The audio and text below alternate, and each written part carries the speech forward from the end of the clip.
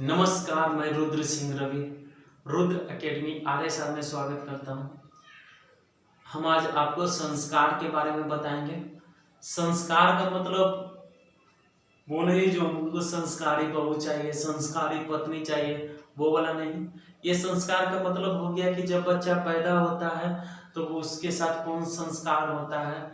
जब मुंडन होता है तो मुंडन संस्कार। चलिए, टोटल 16 संस्कार होते हैं। आइए देसी लैंग्वेज में सीख लेते हैं और यहीं पे याद हो जाएगा, विश्वास कीजिए। पहला है गर्भाधान संस्कार। देखो, जब नर नारी मिलता है तो उसको क्या बोलते हैं? गर्भाधान संस्कार। जब नर नारी आपस में मिलन करता है तो उसको कुछ बोलते हैं गर्भाधान संस्कार। दूसरा का देखो, जब गर्भाधान हो जाएगा तो दूसरा का होता है पुंसवन। क्या होता है?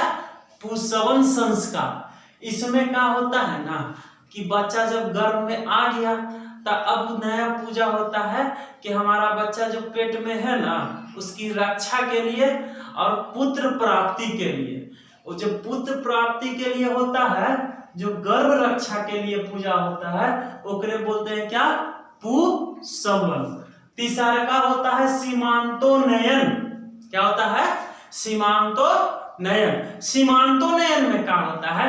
पहले तो गर्भाधान हो गया, जब गर्भ में बच्चा आया, उसके बाद उसकी रक्षा के लिए पुंसवन हो गया। जब रक्षा हो गया तब उसकी क्या होता है? गर्भ में क्या? गर्भ में ही उसकी बुद्धि वृद्धि के लिए, मानसिक वृद्धि के लिए एक क्या होता है? संस्कार होता है, जिसको बोलते हैं क्या? सीमांतोन्नयन संस्कार। आप लोग अपना पापा से पूछिएगा कि सीमांतोन्नयन संस्कार हुआ है कि नहीं। अगर बकलोल है तब, अगर तेज है तो समझ जाइएगा कि पापा जी किए थे सीमांतोन्नयन संस्कार। अभी तक हम आपको 3 को बताए। गर्भाधान संस्कार, जब नर नारी मिलता है।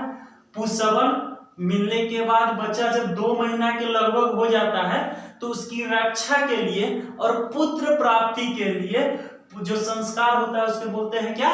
पुंसवन संस्कार। तीसरा का होता है सीमांतोन्नयन संस्कार। लगभग 6 महीना का जब बच्चा पेट में रहता है ना तब ये होता है संस्कार। इसमें क्या होता है? बच्चा पेट में ही उसकी बुद्धि वृद्धि के लिए, शिशु की मानसिक वृद्धि के लिए ये संस्कार होता है। देखो रे बाबू, अब क्या होता है?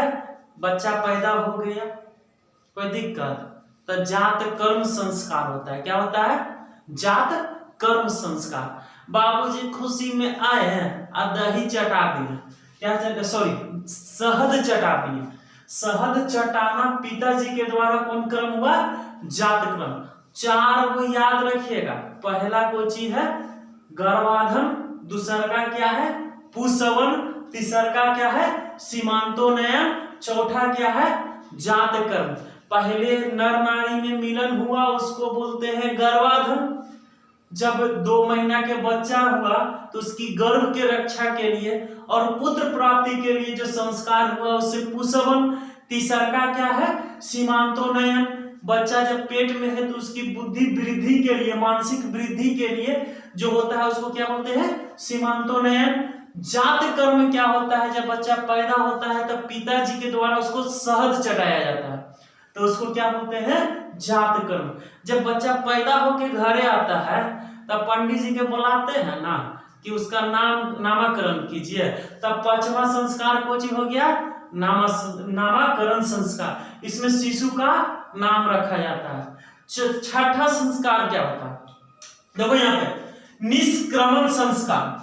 जब शिशु पहला बार बाहर निकलता है लगभग जन्म के 4 महीना बाद, तो क्या होता है? उसके पापा या मामा के द्वारा सूर्य या चंद्रमा से प्रार्थना किया जाता है अपने बच्चा की रक्षा के लिए, तो उसको क्या बोलते हैं? निष्क्रमण। उतना छोड़िए, आप जानिए कि शिशु पहला बार जब बाहर निकलता है ना तो उसे निष्क्रमण संस्कार कहते हैं।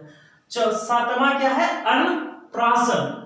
इसमें क्या होता है? सबसे पहले अन्न चाटने की, मतलब खीर चटाते हैं, ठीक है, तो उसके संस्कार को क्या बोलते हैं? अन्नप्राशन। चूड़ाक्रम मुंडन। क्या हुआ? ये मुंडन संस्कार हो गया। अब समझिएगा 8 संस्कार आपको बता दिए हैं।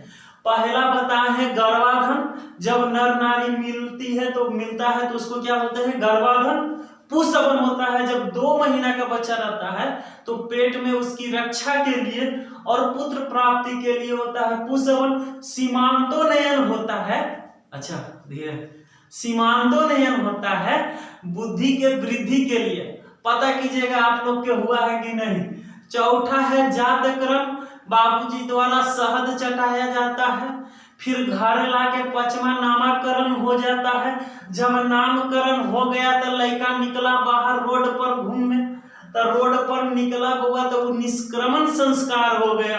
अब फिर रोड पर निकला तो सबसे पहले अनाज खाया, माने खीर चटाया गया, उसको अन्नप्राशन संस्कार कहते हैं। और देखो अब क्या हुआ कि बाबूजी देखे कि बेटा हमर घूमने निकल गया, अब पकड़ के उसको बेलमुंड कर दिया। लड़का हीरो बन रहा था, बड़का बड़का जुल्फी लेके घूम रहा था। बाबूजी कहे अच्छा बेटा तू हमरे से तेज, क्या किया, उसको चूड़ाक्रम संस्कार कर दिया, मुंडन कर दिया। तब क्या हुआ, ये चूड़ाक्रम संस्कार 8 गो। अब याद रखिएगा 8 संस्कार लगभग याद होगा। अब 9वां संस्कार इधर देखिएगा, कर्म भेद। लड़का अभी बाला बाला करके नाचे लगा तो सोचा, बाबू सोचा कि वो गाना नहीं था बाला बाला सैता में का साला, हाँ वही टकला हो गया तो वही में नाचे लगा। तब बाबूजी और उसका तेज कहता रुक तुमको काने छेद देते हैं। तो 9वां संस्कार हो गया कर्म वेद संस्कार। अब इधर समझिएगा, ये कर्म वेद माने कान काहे छेदा जाता था मालूम है।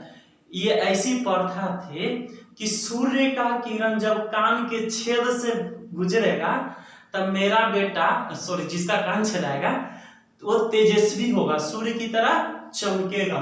उसको क्या बोलते हैं, कर्णभेद माने कान छेदना।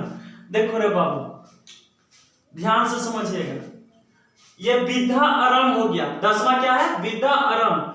शिशु को ले जाता था कहाँ, गुरु के यहाँ, और शिक्षा आरंभ के लिए शिशु का अक्षर ज्ञान, काखा गागा नहीं होता है वही टाइप का होगा। शिशु को अक्षर ज्ञान को क्या बोलते हैं, विद्यारंभ संस्कार। लेकिन जानते हो गुरु पहले के बड़ा टाइट होता था, कहता है बेटा जब तक नहीं पढ़ाएंगे जब तक तुम ब्रह्मचर्य जीवन, अच्छा ब्रह्मचर्य मतलब कि देखो इधर उधर नहीं देखेंगे, मतलब दिस डेट में नहीं रहेंगे, ओकरे बोलते हैं ब्रह्मचर्य जीवन, ठीक है। और क्या होना चाहिए, जनेऊ पहनाता था, उसके बाद ही पढ़ाता था।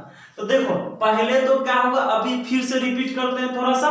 पहले गर्भाधान संस्कार, जब गर्भ से 2 महीना रहा तो पुंसवन संस्कार, फिर बुद्धि वृद्धि के लिए सीमांतोनयन संस्कार, साथ साथ बोलिएगा।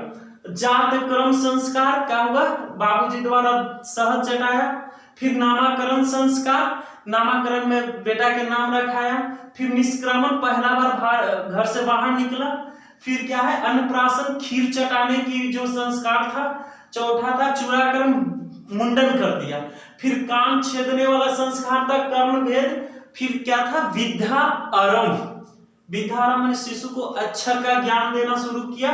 उपनयन संस्कार में होता है कि बच्चा के पहले तो क्या किया कि जनेऊ धारण करवाया, उसके बाद ब्रह्मचर्य जीवन पालन करवाया, ठीक है।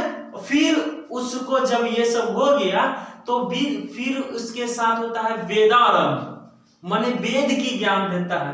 क्या चीज का, वेद का, वेरी गुड। उसके बाद जब वेद का ज्ञान हो जाता है तो उसको होता है केशांत संस्कार। जब सारा ज्ञान प्राप्त हो गया ना तब फिर पकड़ के, अब देखो कि ज्यादा ज्ञानी हो जाएगा तब फिर ज्यादा उड़ेगा ना, वही से अब गुरु जी का किए फिर बेलमुंड कर दिए। तब फिर केशांत संस्कार में होता है शिक्षा प्राप्ति के बाद मुंडन।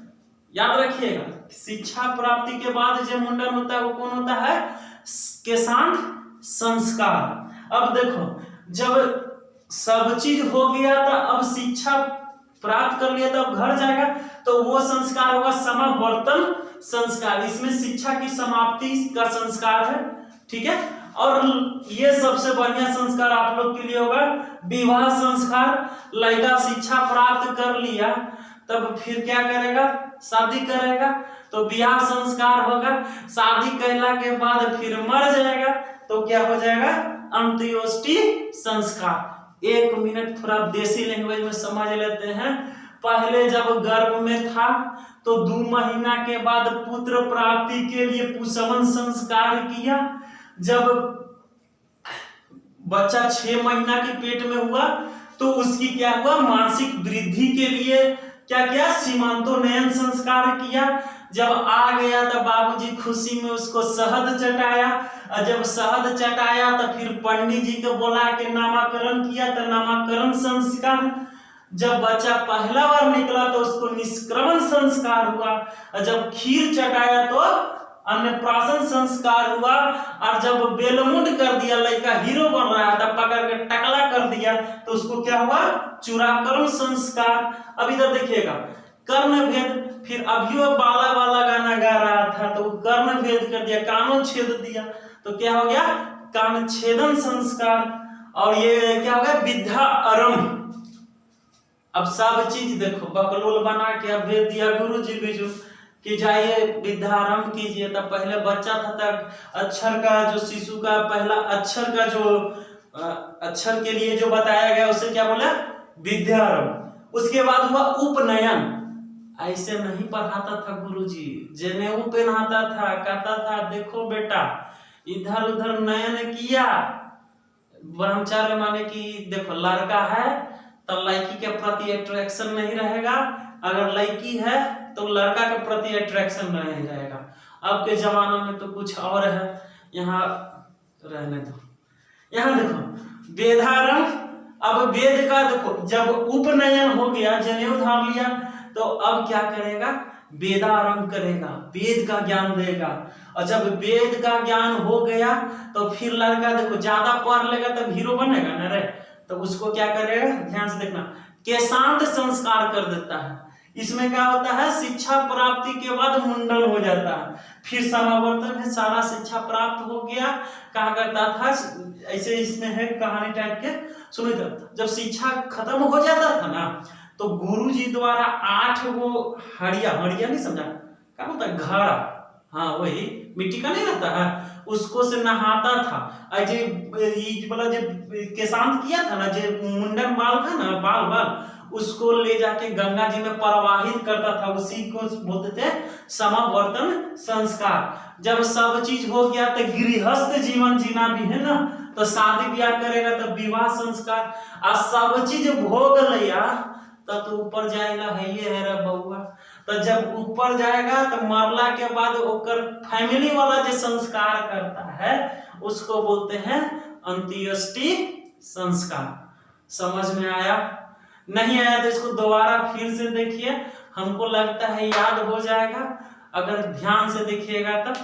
और इसके बाद हम बताएंगे अगला वीडियो में कि शादी के प्रकार के होता है, राक्षस शादी किसको कहते हैं, बहुत सारा शादी है, शादी के बारे में बताएंगे। जब प्रेम करके विवाह करता है तो उसको कौन विवाह कहते हैं, उच्च जाति के लोग नीच जाति के लोग के साथ शादी करता है तो उसको कौन विवाह कहता है, बहुत सारा चीज है। तो अगला टॉपिक में उसको बताएंगे। अगर अच्छा लगा तो लाइक कर दीजिएगा, सब्सक्राइब कर दीजिएगा। अच्छा, जय हिंद।